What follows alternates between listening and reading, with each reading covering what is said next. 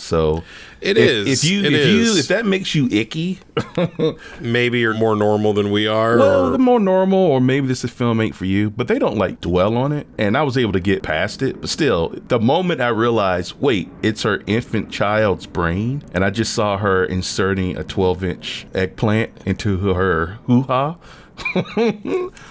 or 6 inches, 6 out of the 12. You know, I'll split the difference. And it was an orange too, right? She was like, I don't even remember. it was like a grapefruit. She was like, and she handed it to the maid, like, oh, you want to try this? Look at it. What? Oh, right. I thought it was a cucumber. I thought she said something about a cucumber. Was it a cucumber? I don't know. I thought she even mentioned that it was a cucumber. No. She was shoving a whole fruit salad up there.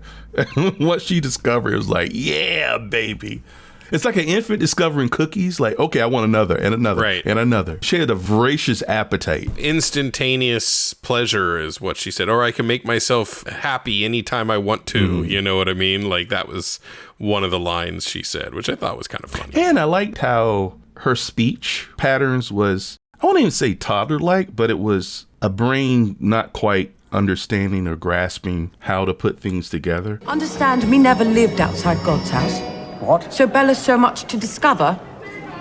And your sad face makes me discover angry feelings for you. And over time, her language evolved until by the end, she was as articulate as the doctor and, worldly and sophisticated. These two are fighting and ideas are banging around in Bella's head and heart like lights in a storm. And that's what I thought was really interesting, to see her learn how the world works at its most basest level. You know what I mean? Like, she ends up becoming a prostitute and like learning that sex isn't always fun, because up until that point she had always seemed like she had liked it. It was really interesting to see how this person evolved into their sexual being and decided, well, I can do this if I want to. You know what I mean? Like, this is something I want to do. And so she went off and did it, even though it was something that's viewed by the rest of the world as like the worst thing you can do is become a prostitute. You know what I mean? This trip around the world, she got a crash course on humanity. And it wasn't just the sex. Like, she discovered things about poverty, socialism. I think the black dude was like, he was a socialist. Yeah. She discovered like literature and we got to give props. Mark Ruffalo. He was amazing. Was fucking, in terms of it, like, this is a dark comedy, right? Yeah. But he was just outright fucking funny, dude. Like, Mark Ruffalo. He was hilarious. I don't think I've seen him in a role this humorous before. I mean, he was a fucking asshole, too. Like, he was such a fucking selfish prick. Your behavior is unconscionable. We behave. The food was cacking my throat, the baby annoying, and the woman boring with words. You will rejoin the table and you confine yourself to the following 3 phrases. How marvelous, delighted, and how do they make the pastry so crisp, yes? You are hurting Bella. Sorry. Reason does not penetrate. Let us go. Oh. But I love the fact that the character, he even says it, like, he knows it. He's like, I have nothing to offer. He's like, aside from, me taking what I want and giving you whatever pleasure I can while I'm getting mine, like, I have nothing to offer you. I mean, Mark Ruffalo was hilarious in it. Like, he cracked me. And then he's wearing a girdle the whole fucking time. Like, did you notice that? I may have, but I don't remember. He had a girdle on. He's like, they're like having sex and he has a girdle on the whole fucking time. Like, it was just so weird, man. It was so weird. Well, every man pretty much in this movie represents a type of man or a type of male belief, because I think even Emma Stone said this. I was reading up, I think she said this, either her or the director. Each character is a form of male control. Oh, absolutely. The doctor created her, he's like The paternal figure. The father, Ruffalo, is just, kind of the gigolo. Asshole, like, and using womanizer, sort of misogynistic prick. And when she began to think for herself and to have ideas and did shit without him, he turned into a man baby.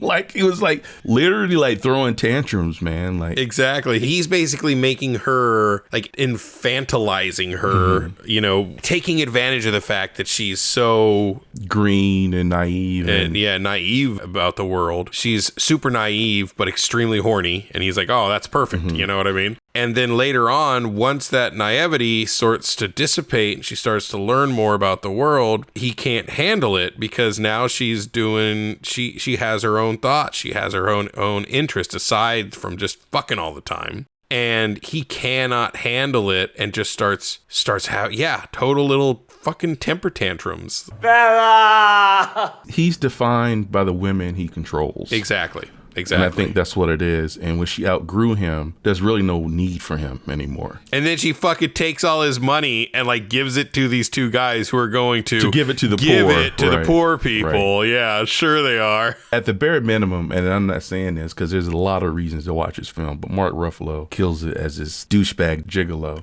And then even the doctor's assistant, even though he was probably the nicest, like most caring, it was still, he wanted to take care of her, and it was that form of control. He was still he's the nice guy sort of situation, which has its own form of, I'm nice to you, I deserve something for that sort of control. Then the big realization at the end, she committed suicide when they found her body, which she was still alive, and the doctor... Well, you knew she had committed suicide, like... No, but she committed suicide to escape from an abusive asshole husband. Yeah, who is a fucking psychopath who was like had to carry a gun around so his servants wouldn't revolt against him. Like, that shit was crazy. And which is weird, he's a mind fuck because he wanted her back. Even though did he know the truth? Like, her brain, didn't she tell him? Yeah, I think so. That's really technically his daughter. That he's the brain of his daughter in his wife's body, but kind of. I mean, it's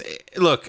I kind of look at it more along the lines of it's just a brain. You know what I mean? It's a new brain that doesn't have any of the memories of her old brain. I mean, whoever the hell that brain came from doesn't really even matter. But then that begs the question though, like, I'm not getting into the whole philosophical soul thing, but the brain, the chemistry of the brain, that's where your personality develops and lives. So sure, but if you don't have any personality or development, does that matter? If the actual physiological part is the body? It matters if genetically the brain exists because the husband and wife formed a fetus.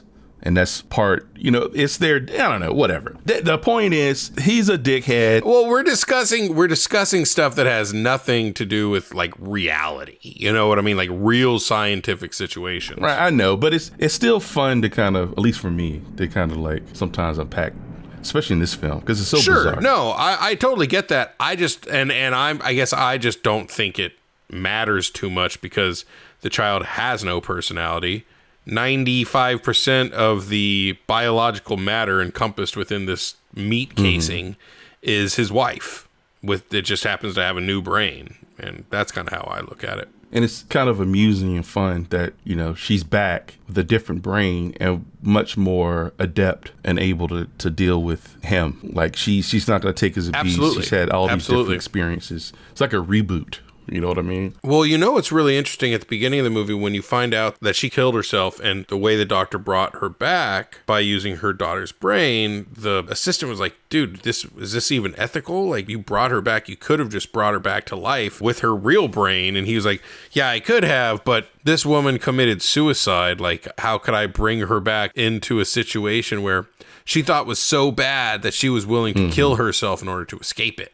I was like, yeah, I kind of get it, but it's kind of bullshitty to me. Like, yeah, that was a little wishy-washy. Exactly. Like, but I get what you're saying, but no. You know what I mean? That's kind of how I felt. I think it was a very selected morality. He wanted to try this experiment, and I think that was the excuse he told himself. Well, let's talk about Willem Dafoe's character. From makeup to the fart hiccups, because he didn't have what? He would burp out these like weird bubbles that would like float into the sky and then pop after like 20 seconds. It was really weird.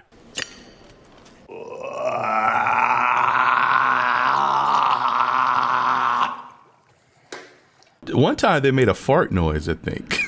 One of them, yeah, I'm pretty sure one of them did. I don't remember that. But it was so fucking bizarre. And in order to eat, he had to have this like special contraption attached to his body because he didn't have the ability to secrete the juices to digest the food because his father was a scientist who experimented on him, which are just like horrible. Like, which is weird. You think about the brutality of man. Everything bad in this film is, except for the owner of the brothel. She was a woman who was, but I don't know if I'd call her a villain, but I wouldn't call her a villain. She was weird. I felt like she actually kind of, I mean, let's be realistic. A woman, especially in that time, if she didn't have a man to support her, to allow her to have a place to live, to allow her to have as a benefactor, basically, they only really had one outlet, and it was to prostitute themselves because a lot of times they couldn't get work doing other stuff. And I'm glad you brought that up because this takes place in the Victorian era, which definitely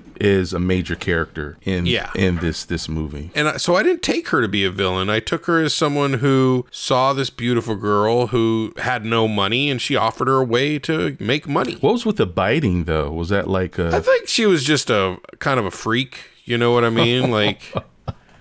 But the first time she bit was when Bella did something bad. I think it was like a bad doggy kind of thing. Was it? I didn't think so. I thought like she was like, but she was just, no, because she was just like, you have the most amazing lobes, like talking about her earlobes, and then ends up biting them. No, but I thought it happened when, I forget what Bella did, but she did. Oh, maybe it was. Something, maybe like, and she bit her on the ear enough to draw blood, or for her to be, ow. Yeah.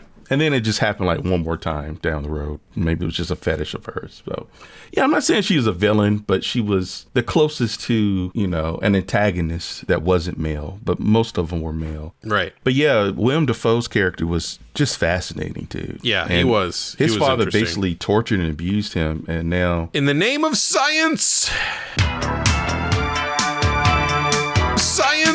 I thought it was funny how Dr. Frankenstein in this movie is the one who looks like the monster and I thought that was pretty interesting. What about when Mark Ruffalo and him first are meeting and they're signing up the contract, and he's like, oh yeah, he's like, I wonder what woman would incite such a contract to where you would need to trap her in such a way. And he's like, oh, he doesn't really say anything. He just kind of goes back to making out the contract. And then Willem Dafoe's like, are you 5 years old that you can't hold your water? Weak bladder, sir, like my father before me and his before him. As he's backing out and walking out the room so he can go find Bella, he runs upstairs, finds Bella, and like basically just grabs her on the cooch. And Bella's like, oh, I like you. Depraved motherfucker, dude. I know, he's such a fucking prick. But she liked him. She was all about it to begin with. That's the whole thing. Like, that she wanted someone like that. Like, she wanted someone who was going to expand her sexual, Yeah, she had an appetite and he had a food cart.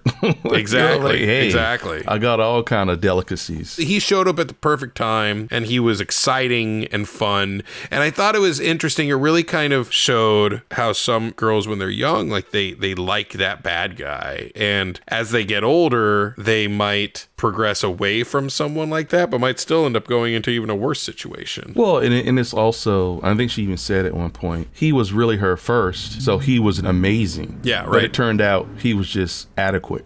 Like, right. Because I think she had other sexual encounters, and she's like, I thought you were like really good, but turns out you're okay.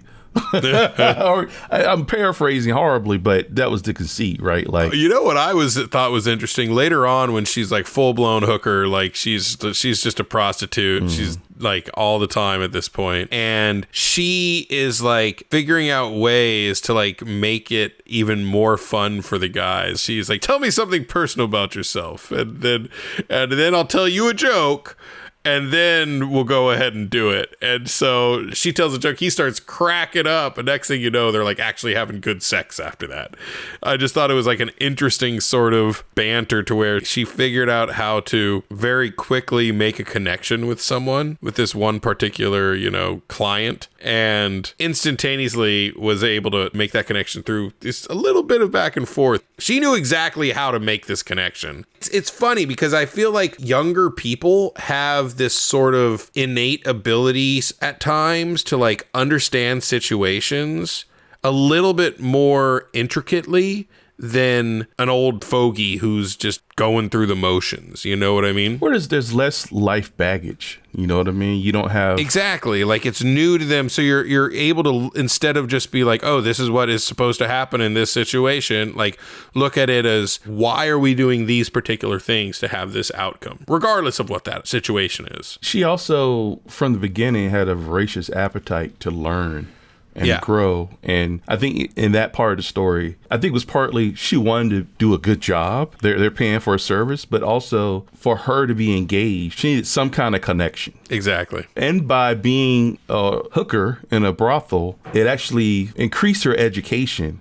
Absolutely. You're going to learn a lot. He was rough, but I kind of liked it. Yeah. Wasn't it some weird guy who was crawling on the floor? It was like a quick little in the montage. I forgot what he was doing. Yeah, he was really weird looking, that dude, and he was crawling on the floor and stuff. You know, it was funny when like the John comes in and she's like, wouldn't it make more sense to have the girls decide on who, choose you instead of you choose one of us? Because, what if we just think you're revolting? Like how, I think that's where the first ear bite happened. That is where the first, that is, because then she goes and talks to her. She's like, Bella, it's funny you say that, but sometimes the fact that men like it when you are hating the situation, when you don't like the situation, it makes them more aroused. Right. And she was like, really? Like, and I thought it was just really interesting. Like this whole movie is just gaining of knowledge, gaining of information, like learning. Like you're absolutely right when you said she had this voracious appetite for learning. The more you know from Bella. Oh, because you mean his penis. Duncan's can sometimes be salty. We can't not forget to talk about, there's two things. First, the probably the most famous line from the movie, at least in promotions. I must go punch that baby. Right, yeah. It's so funny. And it's an impulse that the darkest recesses of our minds we may have had in some form or another, right? Oh, absolutely. When we've been trapped on a plane with a baby, like, fuck. Like, but for her, she just, that's the right thing to do. And then that wonderful dance that they... Oh, the dance part was great. I loved the dance, dude. Now, on the Wednesday Addams scale, I know you hated that Wednesday dance. Like this was so much better than that. Okay. Like, so much better. She went to dance choreography school or something. It felt less contrived. The Wednesday dance just seemed dumb. Like, it didn't elicit any sort of emotion from me. It felt very dry, and I don't give a shit. Well, this was definitely in character, yeah. And this is nothing but emotion. Her character is nothing but emotion. So when you see her dance, that emotion is coming out, and you feel it. And I think that's why she was so deserving of the Oscar, was because acting is trying to elicit a feeling in its audience. And by doing that, you have to elicit that feeling in themselves. The actor needs to elicit that feeling in themselves. And so she did a great job of doing that. And I felt so much during this movie. Well, and if you think about dance, like even dance isn't completely free because someone invents a dance and then it catches on and everyone learns the steps and moves. She had ultimate freedom. Like,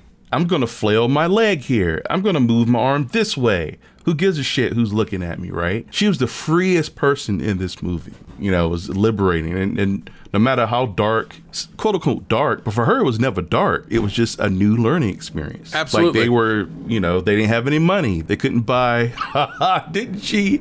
She had emergency money and he didn't realize she had emergency money. She went and bought an eclair.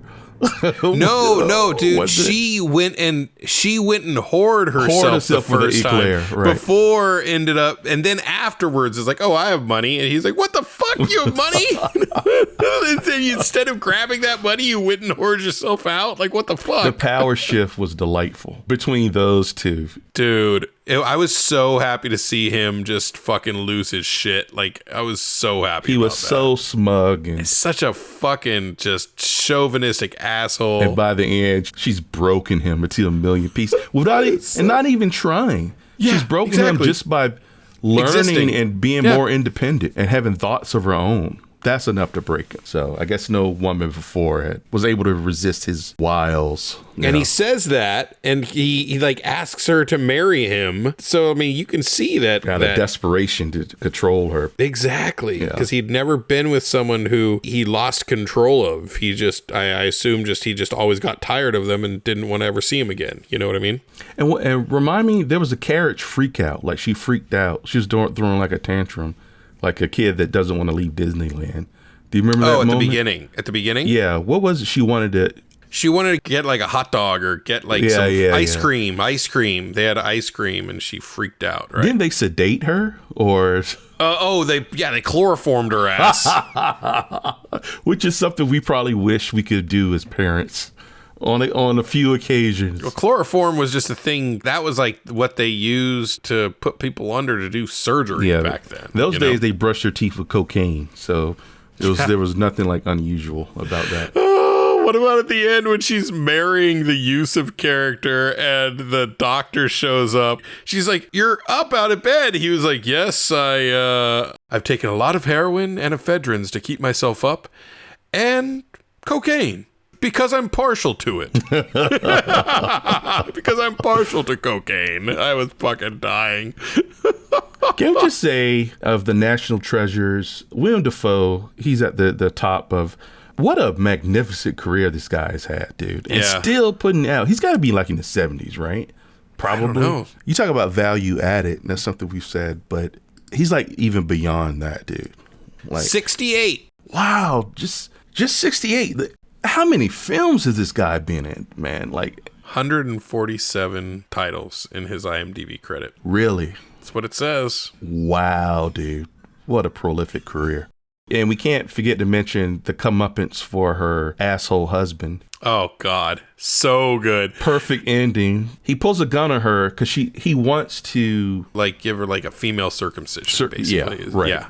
Basically. Which is basically like removing your clitoris and curbing her desires and just like, it's like a leash. I think he just wanted her to fucking not desire or want or... Yeah, he wanted to get rid of any sort of ability for her to have pleasure from sex. And then he pulls a gun on her and then he gets shot in the foot. He's bleeding out and she's like, I know where to take him. She takes his body and takes out his fucking brain and they'll put in a goat's brain into his brain. Oh my God, that shit was so funny.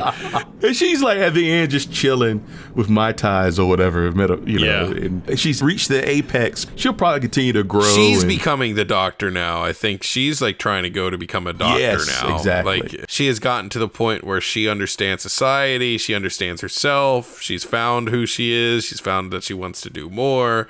She's no longer just beholden to her basest animal instincts. Like she's become like a fully functioning, intelligent, thoughtful adult. And it's a crash course of life. It's essentially what it is. It really is, and it's so interesting to watch. Like, and I will even say, even though I said at the top it's a feminist film, I mean, yeah, you could put that label on it, but I think this applies to males too. I mean, the journey is the journey, the self-discovery, and your taste, and of course learning and growing, and then you get to a point where you're relaxed, may be the wrong term, but you're still learning, but you figured a lot of shit out. Right. So it's not that flailing about, I must try this and that. You've tried some of everything, and now you know the sweet spot. Exactly. And I think it's unfortunate some people, through either through religion or whatever, don't get a chance to taste what life has to offer, right? They have guardrails put on them from the point they were born. Yep. And then it comes out in other less healthy ways. Exactly, right? And that's what I thought was interesting was I felt like everything she was doing, even if it was, I mean, she's a prostitute, so that's not inherently safe, right? Mm-hmm.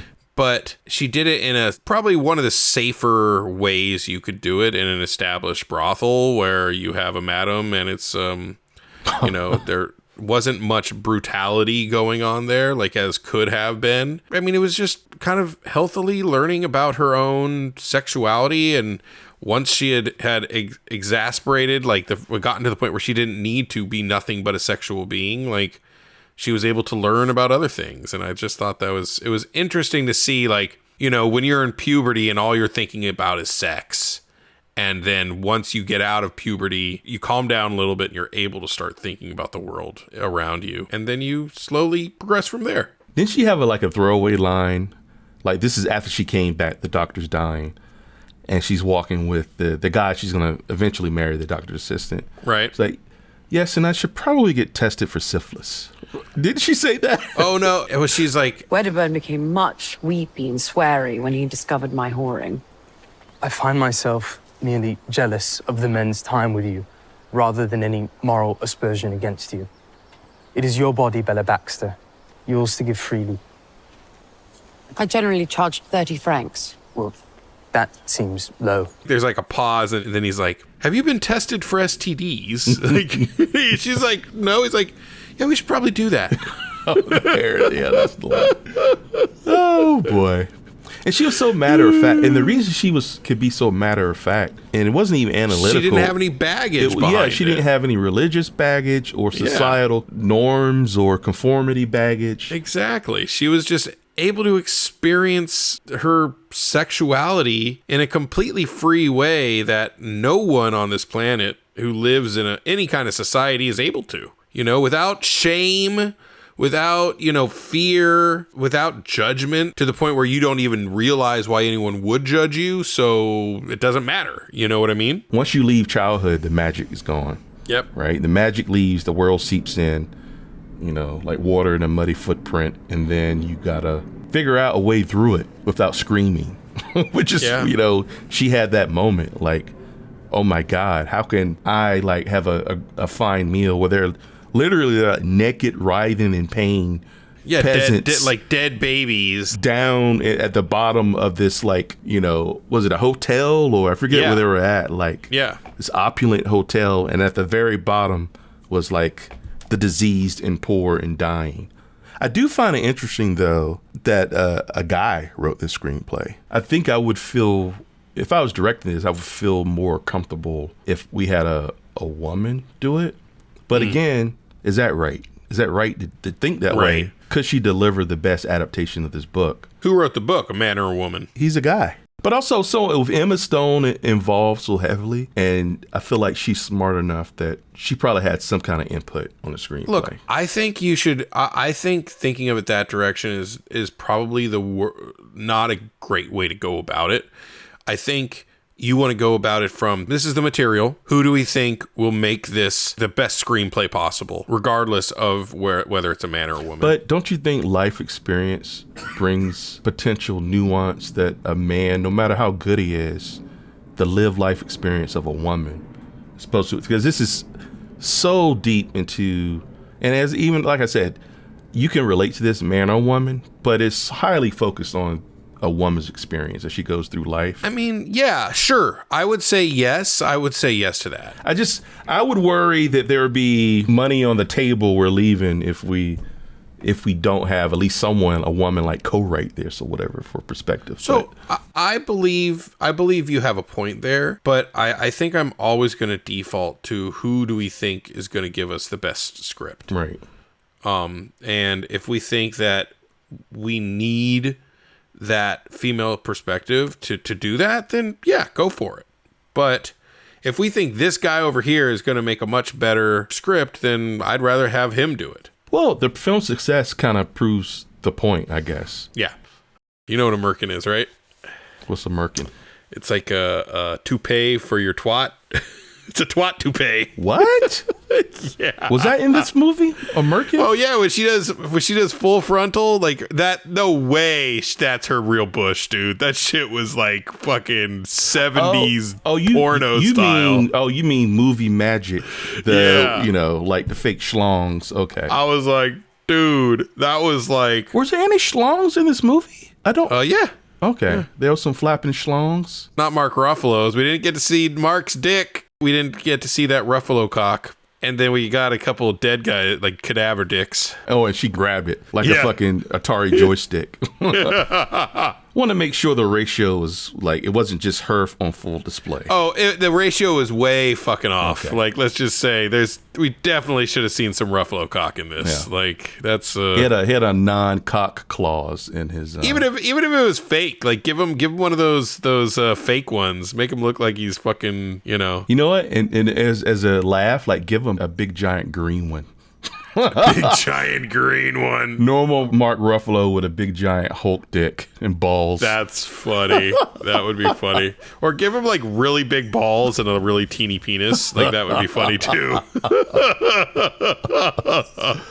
But we definitely should have seen some Ruffalo cock in this. I mean, as much as he was fucking her, like we saw her just naked the whole goddamn movie. Yeah, like she was on full display. What a brave. Yep. I don't know. That's just incredibly brave to put yourself in that. Because there's like a bunch of like, your dads standing around. Bunch of rays. Yeah. With a porn stash eating a sandwich. Wait, her, what'd you call it? The pussy toupee? What was it? Oh, it's called a merkin. Hey, the merkin. There's a bad sheen on that merkin. Hey, Bill. Change the light. Just tilt it just slightly. Okay. All right, Miss Stone. Good to go. Has any man ever worn a merkin as a toupee? Maybe on accident. Maybe as a maybe he goes down clean shaven, comes up with a goatee. Maybe that's how the goatee was invented. Yeah, he goes down clean, comes up Abraham Lincoln. You're right. Yeah. Deadwood had a lot of merkins used, from what I understand. Oh, really? Like, girls don't have pubic hair nowadays. All I see is a big pile of merkins. Did they recycle those? They got to go clean the merkins. Big pile of pussy hair. Pretty sure they like bring in new ones every day, or at least every couple of days. What poor soul had that job? Laundry cleaning the merkins. Okay, let's rate it. What would you rate it? I love this film. Loved it too. Unique, one of a kind. Never seen anything like it before. Completely brave performance by Emma Stone. So I will give it 4.5 partially inserted cucumbers out of 5. Just to drive in the point, you know what I'm saying? Yeah. Oh, zing. Yep. I will rate it 4 out of 5 Victorian era merkins. Ladies and gentlemen, can I please have your attention? I've just been handed an urgent news story, and I need all of you to stop what you're doing and listen. So if you would like to support this show, keep us going, keep us rolling along, uploading content, you can support us by going to patreon.com/baldguysbadmovies and donate to the show. We're going to use those funds to make sure we can see any movies that you guys want to see, and getting our studio set up so we can start recording video and doing these not just audio but also video on YouTube. And once a month, we will pick a patron to choose a movie for us to review, and we'll review it. We'll dedicate it to you. But either way, we just hope you enjoy the show and keep on coming back.